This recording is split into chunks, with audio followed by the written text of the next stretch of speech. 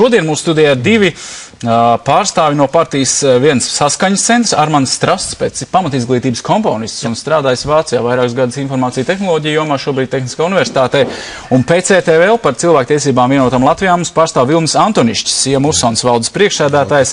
Siem Usons nodarbojas nekustamajiem īpašumu apsaimniekošanu. Nekustamā īpašuma apsaimniekošanas kompānija. Tieši tā, un mūsu potenciāls vēlētājs jautājums palīdzēs uzdot Jānis Grandāns, biznesa izglītības biedrības Junior Achievement Latvija mārketinga vadītājs. Labvakar. Kas jūsuprāt šobrīd ir tas, ko valdošās partijas koalīcija, pozīcija pēdējos gados ir darījuši pilnīgi nepareizi, ja mēs runājam par uzņēmējdarbības attīstību valstī? Tātad par uzņēmējdarbības attīstību var runāt gari un plaši, bet ir tikai un viens nosacījums, kas ir vajadzīgs normālai, efektīvai uzņēmējdarbībai. Ja, tas ir pēc iespējas samazināt birokrātiju. Ja, tātad tas ir pamatnosacījums, kas ir nepieciešams. Ja, skaidrā latviešu valodā būtu tā, ka ļaujiet uzņēmējiem strādāt. Tas ir viens otrs pēc mana ieskata, ja, un arī mūsu partijas ieskata šobrīd uzņēmēji ir tik ļoti ar nodokļiem apkrauti, ja, ka normāla uzņēmēja darbība ir visai sarežģīta šī brīdī.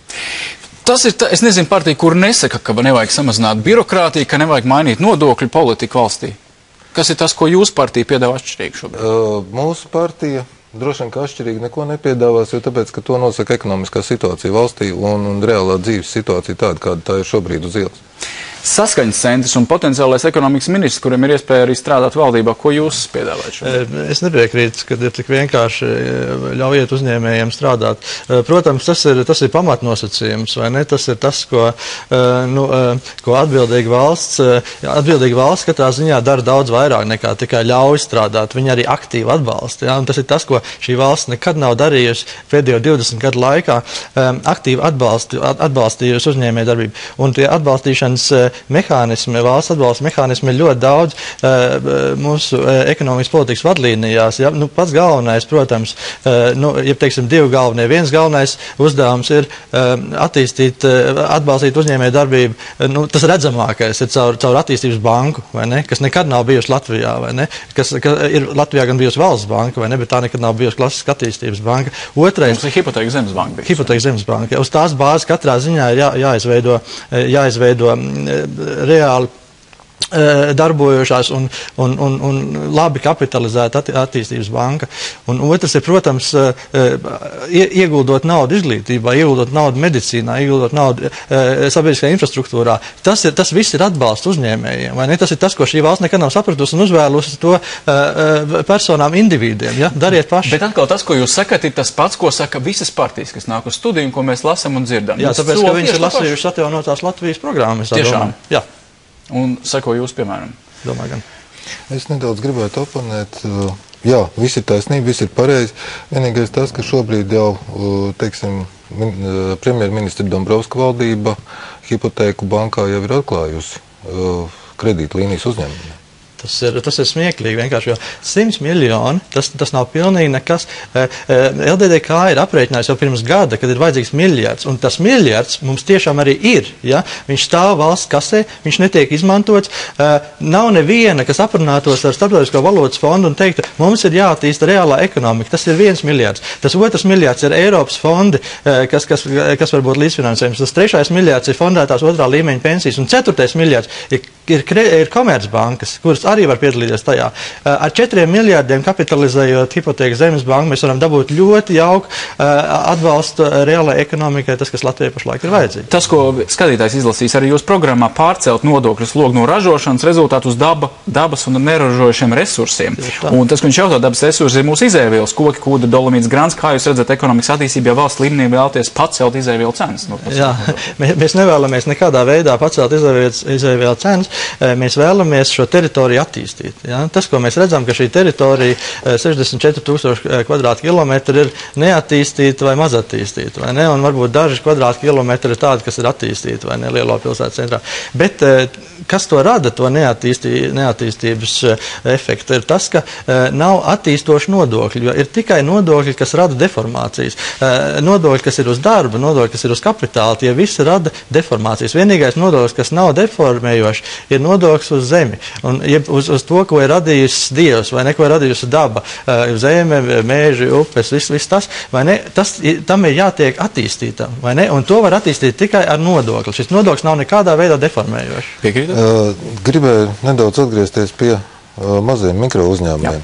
Jā, tā tad, pareizi, tātad pirmais ir birokrātijas slogu likvidēšana, otrais nodokļu atvieglošana, bet trešais un pats galvenais, tas ir tomēr, atkal jāatgriežas pie tā, ar ko mēs sākām ar kolēģi, kad tomēr mums ir vajadzīgs banka instruments.